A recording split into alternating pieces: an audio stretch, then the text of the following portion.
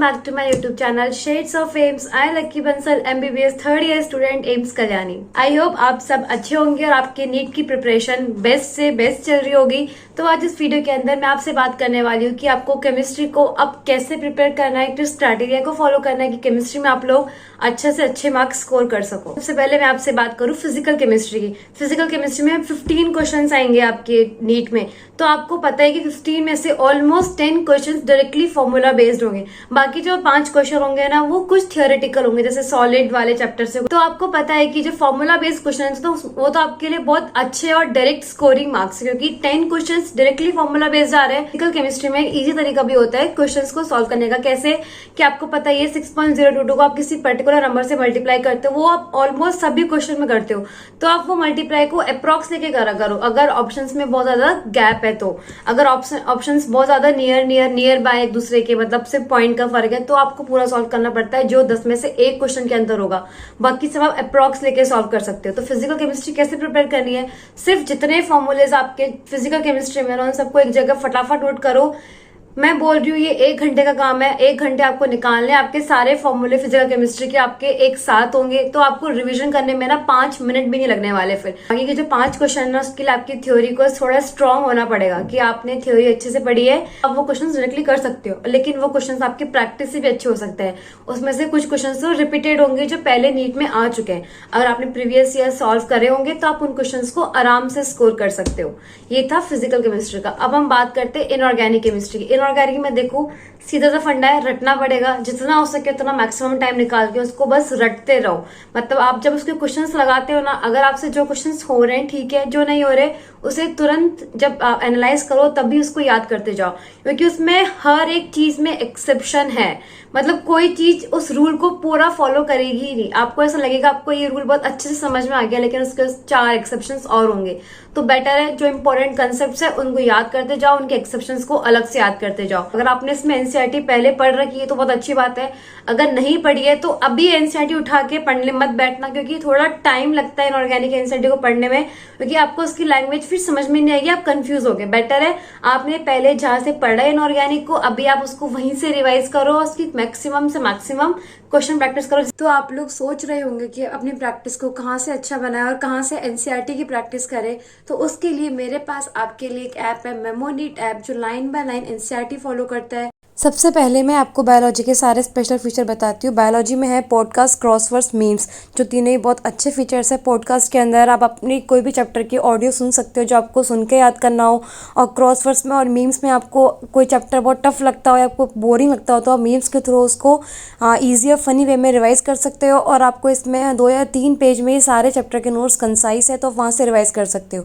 उसके अलावा इसमें MCQs है, जंबल्ड वर्ड्स है, ड्रैग एंड ड्रॉप मेथड है, फ्लैश कार्ड्स है, जिसके थ्रू अपनी प्रैक्टिस को बेहतर और अच्छा बना सकते हो। और असर्शन रीजन वाले क्वेश्चंस भी दिए हुए हैं, क्योंकि नीट में हमारे वो बहुत ज़्यादा क्वेश्चंस आते हैं, तो आप उसकी प्रैक्टिस भी यहाँ से कर सकते हो।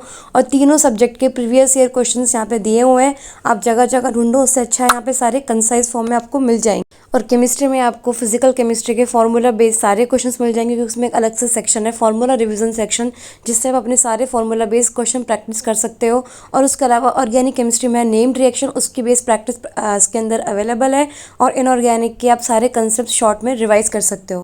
फिजिक्स के अंदर आपको हर चैप्टर वाइज क्वेश्चन और हर फार्मूला वाइज सेम चीज़ फिजिक्स में भी है, और सारे प्रीवियस ईयर क्वेश्चंस भी अवेलेबल है।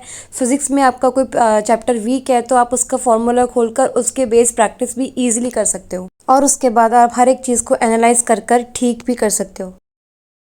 मेमोनीट ऐप पर एक्स्ट्रा डिस्काउंट के लिए आप लोग मेरा कूपन कोड SOA300 यूज कर सकते हैं, जिससे आपको 300 एक्स्ट्रा ऑफ मिलेगा।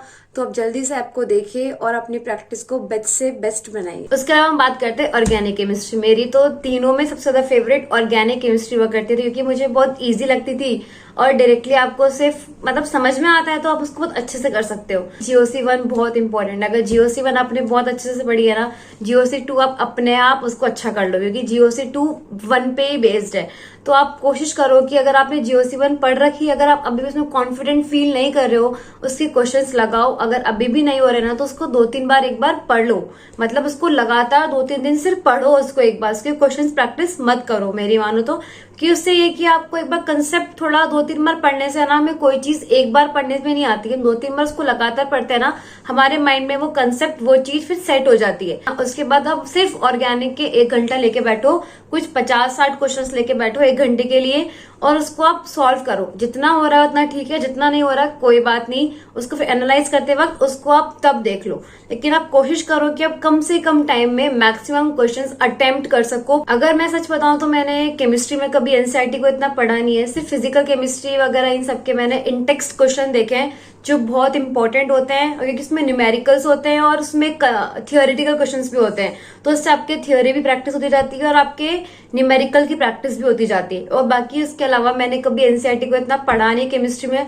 मैंने सिर्फ जो नोट्स टीचर्स क्लास में बनवाते थे मैं उन्हीं को बार बार रिवाइज करती थी और उन्हीं की कराई हुए क्वेश्चंस को पहले बार बार करती थी। उसके बाद जो मेरे पास जितने भी क्वेश्चंस थे ना पूरे साल के, जो टेस्ट के दिए हुए, जो मेरी टेस्ट सीरीज प्रीवियस ईयर्स, मैं उन्हीं क्वेश्चंस को प्रैक्टिस करती थी। उससे मेरी ऑर्गेनिक केमिस्ट्री अपने आप अच्छी हो गई थी, क्योंकि ऑर्गेनिक केमिस्ट्री यही ना कि आप इनऑर्गेनिक की तरह से रट तो नहीं सकते हो, बस आप नेम रिएक्शन को एक बार के लिए याद कर सकते हो, लेकिन बाकी जो फंडा है वो आपको थोड़ा समझना पड़ेगा कि आपको कन्वर्जन कब करना है, कैसे करना है, तो वो आपका प्रैक्टिस से आएगा और पढ़ने से आएगा। तो एक थोड़ा शॉर्ट में मैंने आपको बता दिया कि आपको केमिस्ट्री को अब कैसे प्रिपेयर करना है, ज्यादा इसको मैं लंबा नहीं खींचूंगी वीडियो को। तो आई होप आपको ये समझ में आई हो और आप इसको थोड़ा समझे और केमिस्ट्री कैसे पढ़नी है।